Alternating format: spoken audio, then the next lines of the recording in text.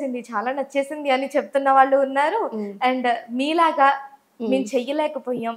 మాకు చాలా health issues వస్తున్నాయి. కాంప్లికేషన్స్ వస్తున్నాయని మధ్యలో ఆపేసిన వాళ్ళు ఉన్నారు. దానివల్ల కొంచెం ఎఫెక్ట్ అయిన వాళ్ళు కూడా ఉన్నారు. చాలా మంది ఉన్నారు దీంట్లో. కాకపోతే కొంతమంది ధైర్యం చేసి చెప్పగలుగుతున్నారు, కొంతమంది దాచేస్తున్నారు.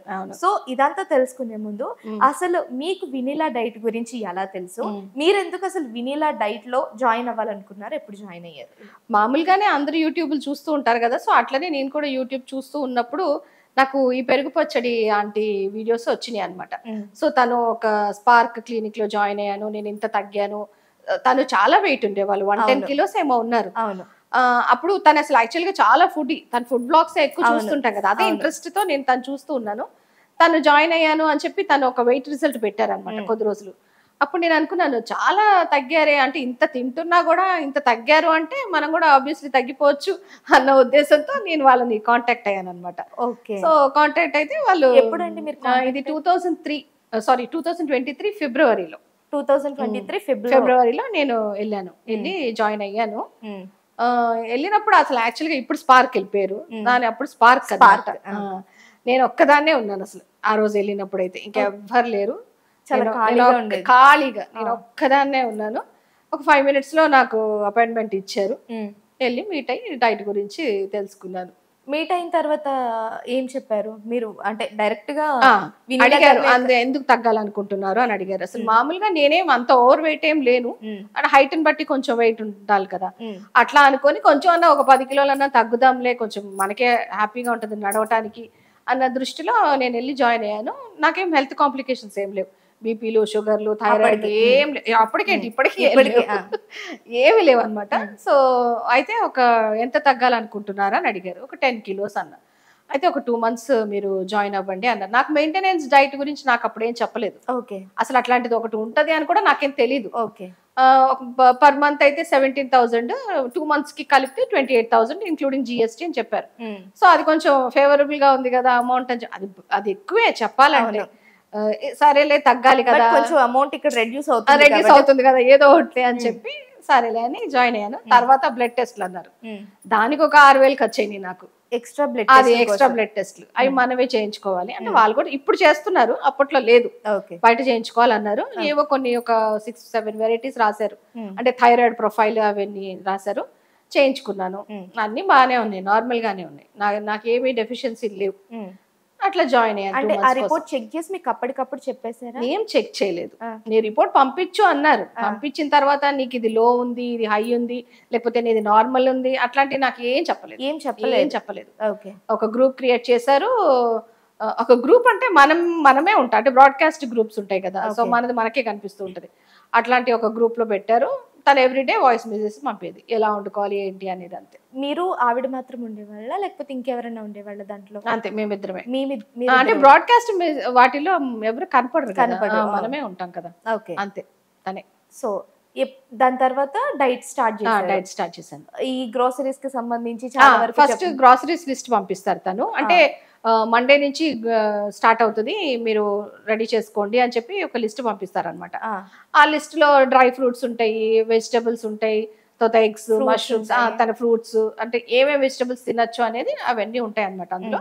అవి మనం తెప్పించుకొని రెడీగా పెట్టుకుంటే తను డైట్ చెప్తారు. చెప్పినప్పుడు టక్కని తీసి వండుకోవాలన్నమాట, అది కాన్సెప్ట్. ఏ రోజు అది ఏ రోజు ఏంటి అనేది ఆ రోజే చెప్తారు.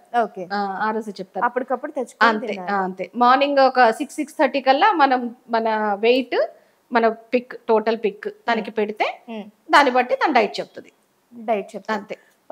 అసలు మీకు డైట్ ఎలా అనిపించింది? మీరు ఆవిడ్ని కన్సల్ట్ అయిన తర్వాత మీరే చెప్తున్నారు, అసలు నాకు మెడికల్ రిపోర్ట్ కూడా వాళ్ళు ఏం టెస్ట్ చేయలేదు, అంటే టెస్ట్ చేశారో లేదో నాకు తెలియదు, బట్ అసలు నాకు చెప్పని కూడా చెప్పలేదు. దాని తర్వాత మళ్ళీ మీరు స్టార్ట్ చేశారు. స్టార్ట్ చేసిన తర్వాత మీకు ఎలా అనిపించింది? అసలు అంటే ఎలాంటి ఫుడ్ తీసుకునే వాళ్ళు, మీకు ఎలా అనిపించింది ఆ తర్వాత? నాకు అసలు ఫస్ట్ డే డైటే నచ్చలేదు. ఫస్ట్ డేనే నచ్చలేదు. అంటే మామూలుగా రుచిగా తింటాం కదా, కానీ ఏమి ఇంత కుంభాలు తినాం కాబట్టి ఆ ఫస్ట్ డేనే నాకు బ్రౌన్ రైస్ చెప్పారు. బ్రౌన్ రైస్ నాకు అసలు సామాన్యంగా ఇష్టం ఉండదు. సరేలే డైట్ అన్న తర్వాత బ్రౌన్ రైస్ తినాలి కదా, ఇదొక మిత్ కదా, బ్రౌన్ రైస్ తింటే లో క్యాలరీస్ అది ఇది అన్నారని. బ్రౌన్ రైస్, కొంచెం పాలకూర, ఒక ఫిష్ ఫ్రై, ఒక చిన్న చేప ముక్క ఫ్రై చేసుకొని తినమని చెప్పారు. ఒక జ్యూస్ చెప్తారు మార్నింగ్, ఒక 2 బాదం, 2 పిస్తా, 2 అక్రూట్ అట్లాంటివి వేసుకొని ఒక చిన్న జ్యూస్ లాగా 200 ml జ్యూస్ చేసుకొని తాగమంటారు 9 o'clock.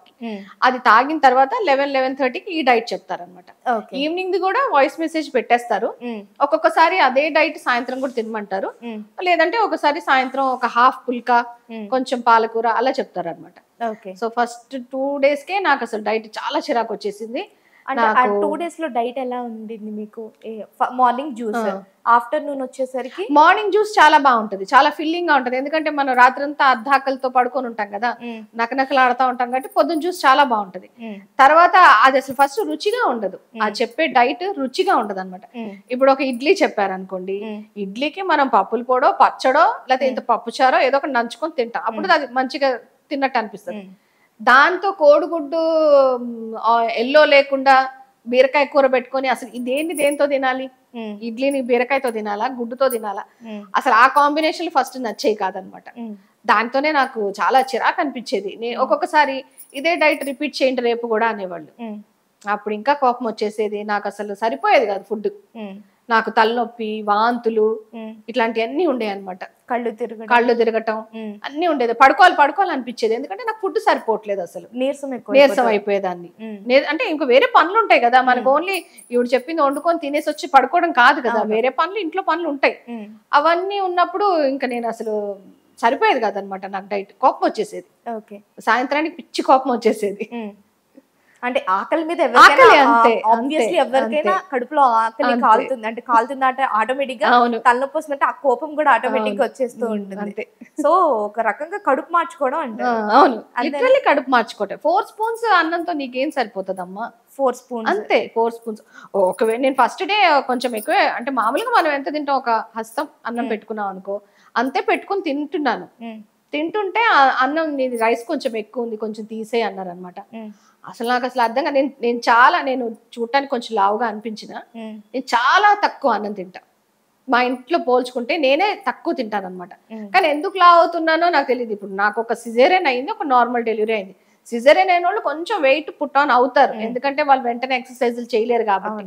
అది తగ్గించుకోవడానికే నేను అసలు తన దగ్గర జాయిన్ అయింది. నాకేదో హెల్త్ కాంప్లికేషన్స్ వచ్చేసి అట్లేం కాదు, నా హైట్ కి నేను ఒక 10 కిలోలు తగ్గితే బాగుంటది అన్న ఉద్దేశంతో వెళ్ళి జాయిన్ అయ్యాను. అదేమో ఇట్లా ఉల్టా మిస్ఫైర్ అయింది. ఓకే. అండ్ ఒకసారి చెప్పగలరా అసలు ఆ 30 days ఆఫ్ డైట్ లో ఏ డే ఎలా తిన్నారో? Just example. 30 days అయితే నేను నరకమే చూసా చెప్పాలంటే. అసలు అబ్బా ఇవాళ రుచిగా చెప్తుందేమో అని ఒక ఫీలింగ్ ఉండేది అనమాట నాకు. అట్లా ఏం ఉండేది కాదు. పల్చగా ఒక దోశ వేసుకోమనేవాళ్ళు, దాంట్లో ఉల్లిపాయలు, కారపొడి అంటే మామూలు కూరల్లో కారం అట్లాంటిది వేసుకొని తినమనేవాళ్ళు. అల్లము పచ్చిమిరపకాయ వేసి పచ్చడి చేసుకొని తినాలి. అట్లాంటివన్నీ ఏంటో అది సఫిషియెంట్ గా అనిపించేది కాదు. కడుపు నిండింది నాకు. ఒక దోశ తింటారు ఎవరైనా సరే, 1-1.5 దోశ. నీ కడుపు నిండా తినేసే అనంటే సరేలే అనుకోవచ్చు. 4-5 దోశలు అయితే ఎవరు తినరు కదా, డైట్ చేసే వాళ్ళు తినరు సామాన్యంగా. ఒక దోశ తినేమనేవాళ్ళు, హాఫ్ చపాతీ తినమనేవాళ్ళు.